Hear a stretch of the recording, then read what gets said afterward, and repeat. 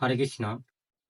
এখনকার বর্তমান সমাজে অনেক ব্যক্তিদেরকে আমি দেখি বাড়িতে গোমাতা পালন করা বাদ দিয়ে তারা কুকুর, বিড়াল এরকম সব বাড়িতে পালন করছে বা পুষছে।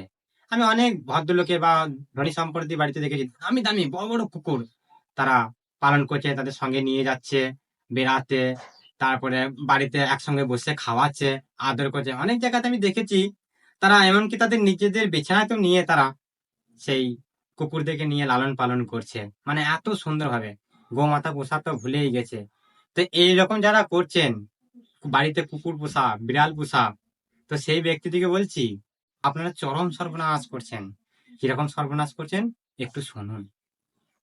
এইরকম কিছুদিন আগে, আজ 5,000 সাড়ে 5,000 বছর আগে, শ্রীকৃষ্ণ যখন শ্রীমদ ভগবদ গীতার জ্ঞান অর্জুনকে দিতে এলেন, তখন অর্জুনকে একটা শ্লোক বলেছিলেন যে জং জং বাপি স্মরণং ভাবং তেজো তেজন্ত কলেবরং তং তময়বিতি কয়ন্তি সদা তদ্ভাব ভাবিত।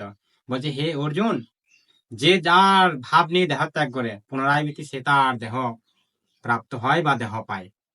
তো আমরা এইখান থেকে একটা শিক্ষা পাই যে অন্তিমকালে যদি আমরা যে যার ভাব নিয়ে দেহ ত্যাগ হয় বা যে যার ভাব নিয়ে যদি দেহ ত্যাগ করি, সেই পুনরাবৃত্তি সেরকম যদি শরীর পাই, তাহলে আমরা যে যে কুকুর আর বিড়ালের সঙ্গে পুষছি, এই যে দীর্ঘদিন ধরে আমরা জীবনটা অতিবাহিত করছি, তাহলে মৃত্যুর সময় আমাদের যদি ওই কুকুরের কথা স্মরণ পড়ে যায়, আর পড়বে তো বটেই, কারণ আমরা ওনাকে নিয়ে সবসময় ব্যস্ত, খাওয়ারে, আচরণ করাওরে, তাকে পট্টি করাতে নিঞ্জারে, মানে ছেলের থেকেও এত মানে ঘনিষ্ঠ হয়ে যাচ্ছে, এত আকৃষ্ট হচ্ছে ওই কুকুরের প্রতি বা বিড়ালের প্রতি।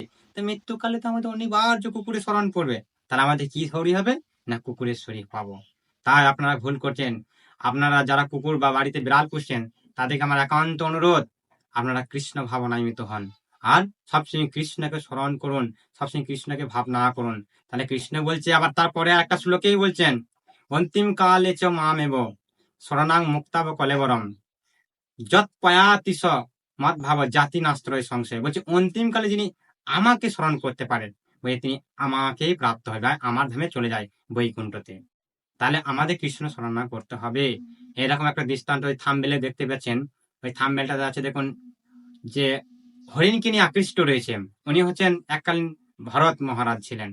তো উনি জড় ভরত এক ব্রাহ্মণের রূপে জন্মগ্রহণ করেছিলেন। উনি এরকম হরিণে আসক্ত হয়েছিল একটা বাচ্চা হরিণকে নিয়ে। কিন্তু মৃত্যুর পর, তার পরবর্তীতে সুলোকে বা মৃত্যুর পর তার পরবর্তীতে তিনি হরিণের দেহ প্রাপ্তি হয়েছিলেন। তো ওনার মতন ভক্ত যদি হরিণের শরীর পেতে পারে, হরিণের ভাব গ্রহণ করে যদি মৃত্যুবরণ করার সময় হরিণের শরীর পেতে পারে, তাহলে আমরা তো কোথাকার কে। তাই হরে কৃষ্ণ, আপনারা কৃষ্ণ ভাবনান্বিত হন, একটা কুকুর বা বিড়ালে ভাবান্বিত হন না, নাহলে আমাদের সর্বনাশ চরম তোরে আসে। হরে কৃষ্ণ।